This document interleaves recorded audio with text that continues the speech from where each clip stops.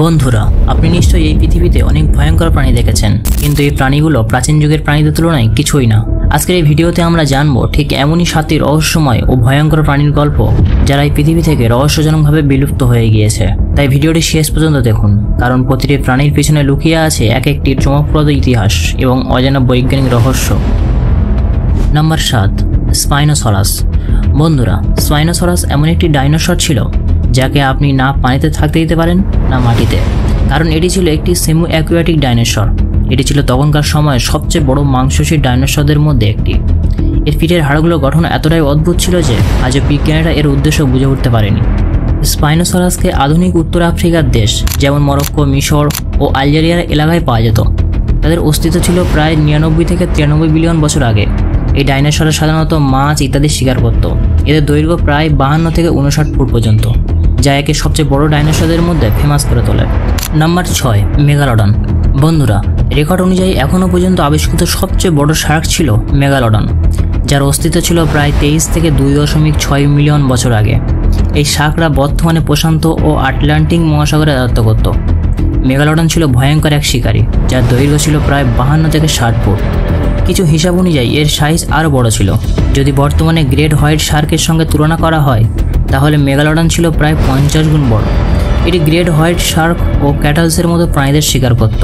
এটি এতটাই দ্রুতগতি সম্পন্ন ছিল যে বিজ্ঞানীরা মনে করত তার এক একটি দাঁত বানানো হতো একটি ইটের সমান। তবে এটি ঠিক কী কারণে বিলুপ্ত হলো তা আজও রহস্য। Number 5, Mosasaurus. বন্ধুরা, পানিতে বসবাসকারী এই বিশাল সরীসৃপ একসময় ছিল সমুদ্রের রাজা। এরা ছিল খুব ভয়ঙ্কর শিকারী, যাদের খুলি 6 ফুট পর্যন্ত লম্বা হতো এবং চোয়ালে থাকতো প্রায় 250টি দাঁত। কোমট ও ড্রাগনের মতোই এদের শক্তি ছিল বিশাল। তাদের দৈর্ঘ্য 52 থেকে 60 ফুট পর্যন্ত হতো, অর্থাৎ মেগালোডনের কাছাকাছি। তবে এই প্রাণীগুলোর মুখোমুখি কখনো কোনো প্রাণী হয়নি, কারণ এরা একে অপরের থেকে আলাদা সময়কালে বাস করত। প্রায় 66 মিলিয়ন বছর আগে এক উল্কাপিণ্ডের আঘাতে পৃথিবীর আবহাওয়া বদলে যায় এবং তারা বিলুপ্ত হয়ে যায়। নাম্বার 4, সার্কোসুকাস। বন্ধুরা, এটাই ছিল এখনও পর্যন্ত আবিষ্কৃত সবচেয়ে বড় কুমির, যার দৈর্ঘ্য ছিল 36 থেকে 40 ফুট পর্যন্ত, যা একটি স্কুল বাসের সমান। তাদের অধিকাংশ জীবাশ্ম সাহারা মরুভূমিতে পাওয়া গেছে। আপনার মনে প্রশ্ন আসতে পারে, মরুভূমিতে কিভাবে কুমির? আসলে 112 মিলিয়ন বছর আগে সাহারা মরুভূমি ছিল অ্যামাজনের মতো জঙ্গল। এই কুমিরদের ওজন ছিল 8 থেকে 10 টন, অর্থাৎ 2টি হাতির সমান।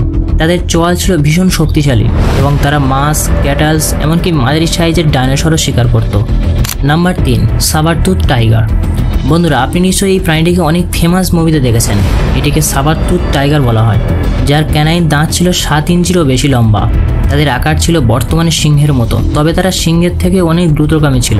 এটি ছিল ভয়ঙ্কর এক মাংসাশী প্রাণী, যারা বড় প্রাণীদের শিকার করত, যেমন ঘোড়া, উট এমনকি মানুষও। সাবারটুথ টাইগার বরফ যুগেও টিকে ছিল, তবে প্রায় 10,000 বছর আগে আবহাওয়ার বড় পরিবর্তনের কারণে এরাও বিলুপ্ত হয়ে গিয়েছে। Number 2, Titanoboa. বন্ধুরা, এই সাপ ছিল পৃথিবীর ইতিহাসে এখনও পর্যন্ত দেখা সবচেয়ে বড় সাপ। এর অস্তিত্ব ছিল প্রায় 58 থেকে 60 মিলিয়ন বছর আগে। টাইটানোবোয়ার দৈর্ঘ্য ছিল প্রায় 40 থেকে 50 ফুট এবং এর চওড়া ছিল 3 ফুটের কাছাকাছি। বর্তমানে সবচেয়ে বড় সাপ হচ্ছে গ্রিন অ্যানাকন্ডা, যার দৈর্ঘ্য মাত্র 30 ফুট। এই দানব সাপ সাধারণত নদী ও রেইন ফরেস্ট অঞ্চলে বসবাস করত। এরা পানিতে বেশি সময় কাটাতো এবং বড় কুমির এমনকি ছোট স্তন্যপায়ী প্রাণীকেও শিকার করত। নম্বর 1, কুয়েটজালকোয়াটলাস। বন্ধুরা, এটি ছিল আকাশে ওড়ার যোগ্য সবচেয়ে বড় প্রাণী, যা এক ধরনের উড়ন্ত সরীসৃপ ছিল। তারা ডাইনোসরের যুগে বাস করলেও তারা ডাইনোসর ছিল না। এদের ডানার প্রস্থ ছিল 33 থেকে 40 ফুট পর্যন্ত এবং গলার দৈর্ঘ্য ছিল 8.2 ফুট। মানে এটি একটি মানুষকেও এক চুমুকে গিলে ফেলতে পারে। এটি ছোট ডাইনোসরকেও শিকার করত। তাদের খাদ্য ছিল মূলত মৃত প্রাণী, অনেকটা আজকের ভালচারদের মতো। তবে কুয়েটজালকোয়াটলাসও সেই এক উল্কাপিণ্ডের আঘাতের কারণে বিলুপ্ত হয়ে গিয়েছে, যেটা বহু ডাইনোসরের মৃত্যুর কারণ হয়েছিল। আপনি নিশ্চয়ই এই ভিডিও থেকে কিছু নতুন তথ্য জানতে পেরেছেন। যদি ভালো লেগে থাকে তাহলে ভিডিওটিকে লাইক করুন এবং এইরকম আরও ভিডিও পেতে আমাদের চ্যানেলটি সাবস্ক্রাইব করুন। দেখা হচ্ছে পরবর্তী ভিডিওতে। ততক্ষণ পর্যন্ত নিজের খেয়াল রাখবেন, সুস্থ থাকবেন। ধন্যবাদ।